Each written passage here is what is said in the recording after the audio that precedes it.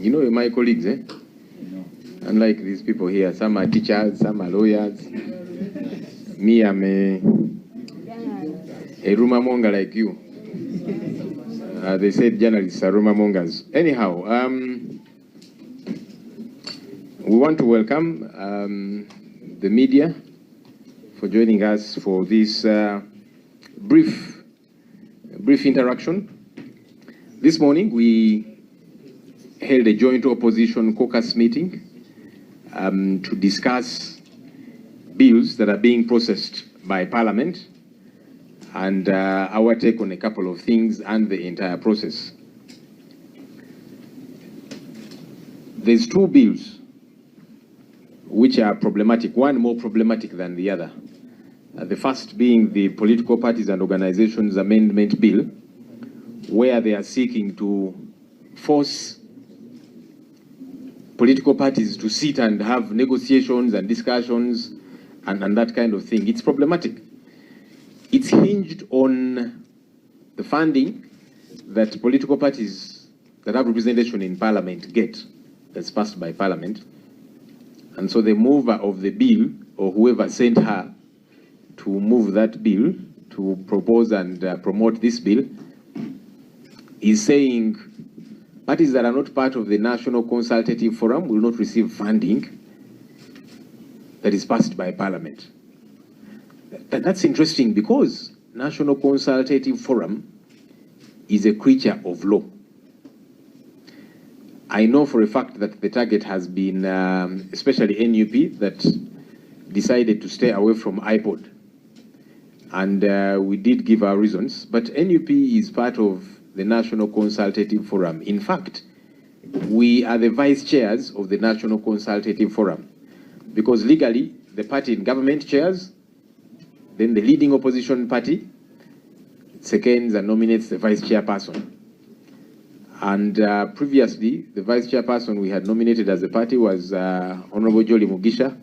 When she passed on, we nominated Council Benjamin Katana, who is the vice chairperson of the National Consultative Forum. So we are full members. The new twist they are trying to introduce therein is to say now let iPod be introduced as an element, more like a department within the National Consultative Forum. The challenge with that is that even legally it's problematic. iPod is an NGO. It's a loose club of willing people. The same way people can choose to be part of whichever club. There are various clubs in this country. You don't force people to be part of a club. Those who are willing can be part of it. But that which is provided for in law, National Consultative Forum, with all its issues and challenges, we are there. Yeah. What we have always said and what we think that government needs to focus on, as opposed to trying to force parties, you sit, let's talk by force and so on. You show goodwill by doing what is right. Our concern has always been the persecution. Stop persecuting us as leaders in the opposition and our supporters. Release all political prisoners. Let us as political parties, all the different political parties, especially those in the opposition, let them be able to go out there, do mobilization the same way NRM does and so on. That way, you just might entice us to say, okay, you want us to sit on a round table, let's sit.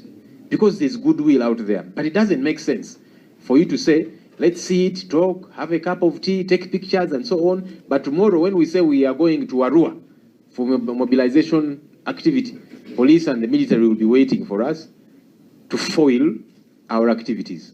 So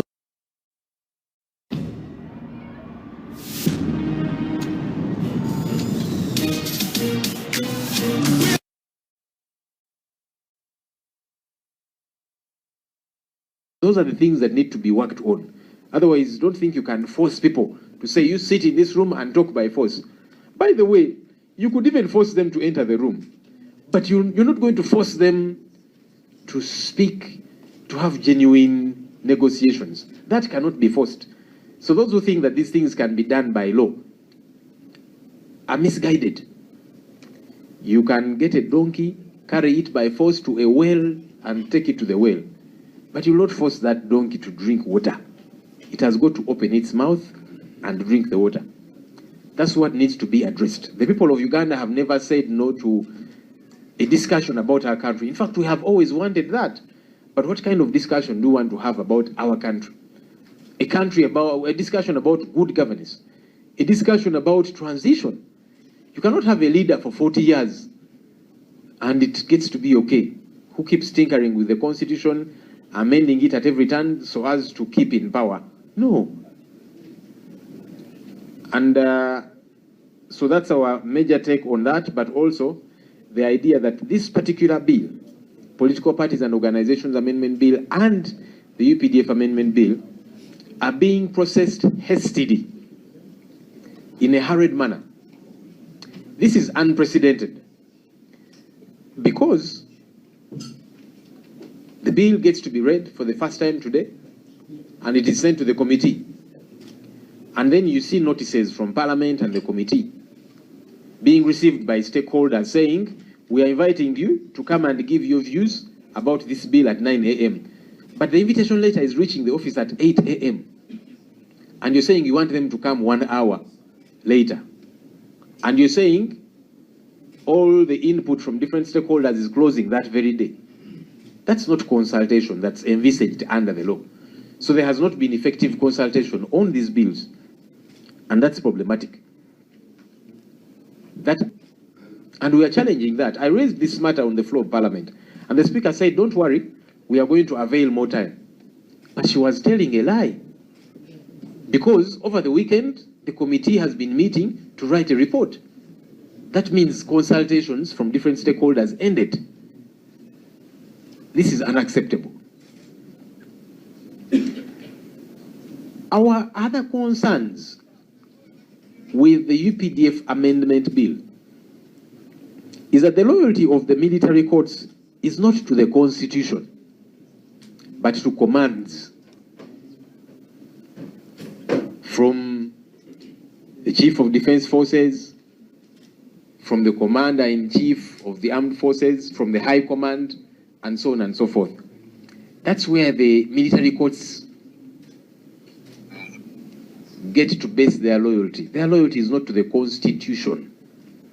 It is to commands. And that's what makes them very problematic.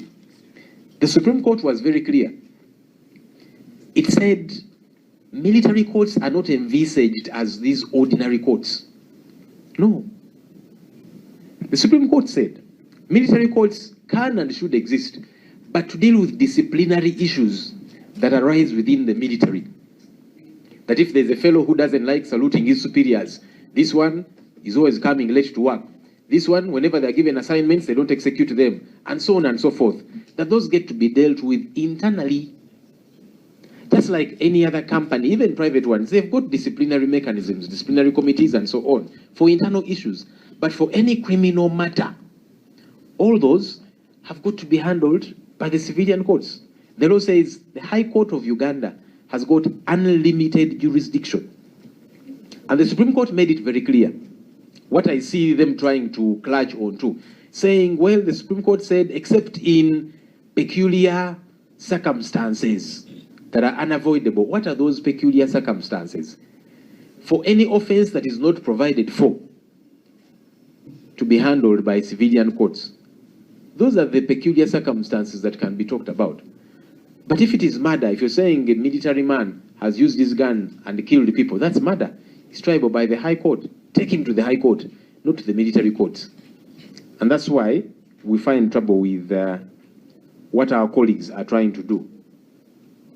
Also, these military courts do not meet the threshold of a fair trial before an independent and impartial court that's provided for in Article 28(1) and 126 of our country's constitution.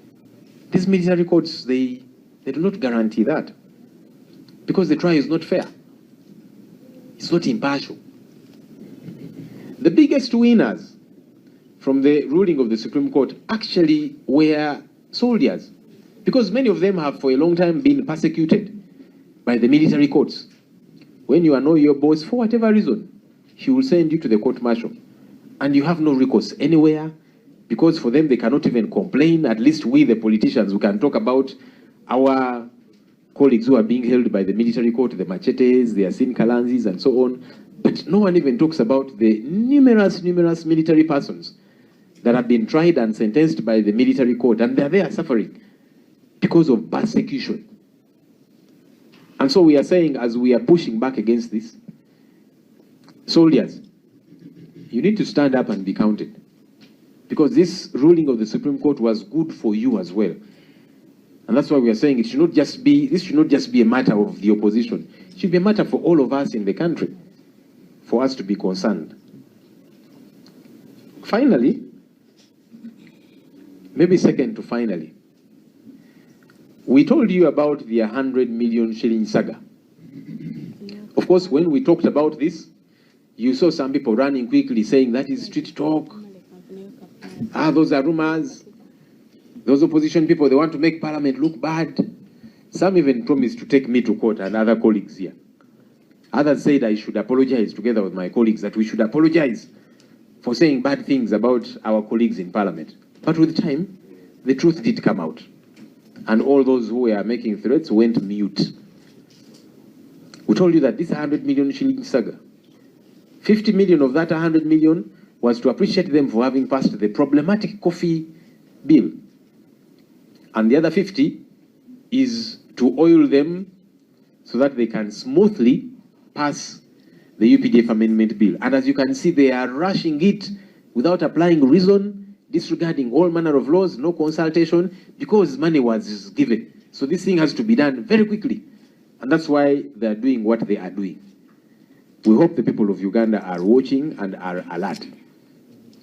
Finally, there has been calls from different sections of the public saying that as the opposition, we should stay away from the sitting tomorrow, which is going to consider these problematic bills. And the reasoning by those who vouch for that view has been that when we attend, we shall be legitimizing the process. Some have even said that when we don't attend, they will not be able to pass these bills, which is actually not true, because the House can continue and process even without us. We, in our meeting this morning, have appreciated all those different concerns, which are out of frustration, because the people of Uganda are frustrated. They want better, they want change, they are tired of oppression. And so it is out of frustration that they're saying, maybe this is what might work.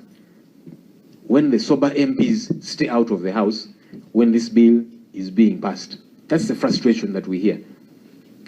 But we have agreed this morning as a joint opposition caucus that while we do hear all those different views, it's important that we use the platform that we do have, the legally provided for platform that we do have, to push back.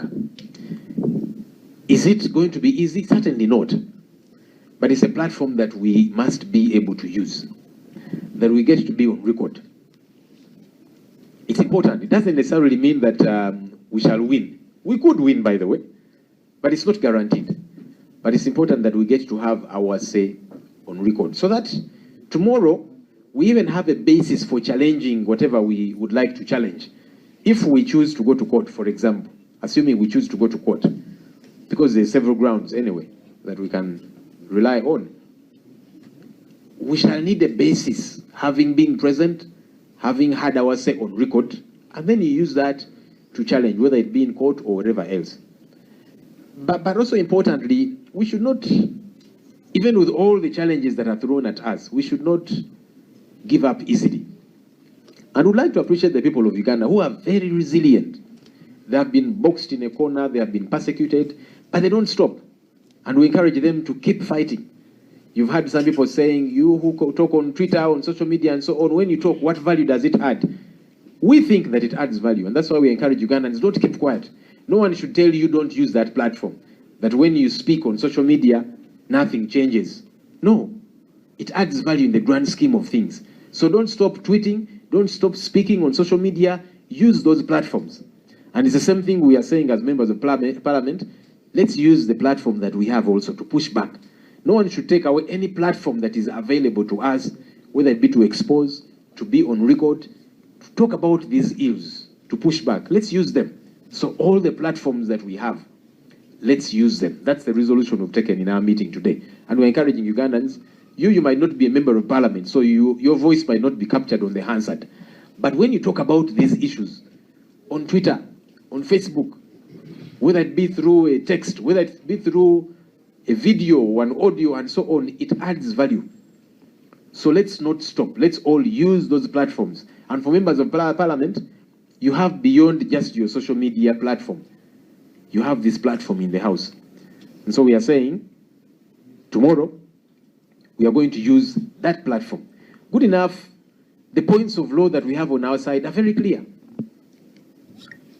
Like we did say during the passage of the coffee bill, we said we shall push back. And we said we shall not move out. If they want, they can move us out. And that's what they did during the coffee bill. You remember? They switched off the lights. They first moved you journalists out. And then they came for us. We said that they can do. But we shall not make it easy for them and move ourselves out. So even in this regard, we are saying we shall be present because our people elected us and they expect us to speak out. Our people know that we have fewer numbers, but they want to hear those few voices speak out loudly. And that's what we are going to do. So we are not going to move out. If they want, they can move us out. They have done that before. You can deploy the SFC and so on, and then they move us out by force. That's really within their hands. But on our end, we are going to use the law, the rules, and we are going to use our space and our platform to speak out so that the voice of the minority gets to be very loud.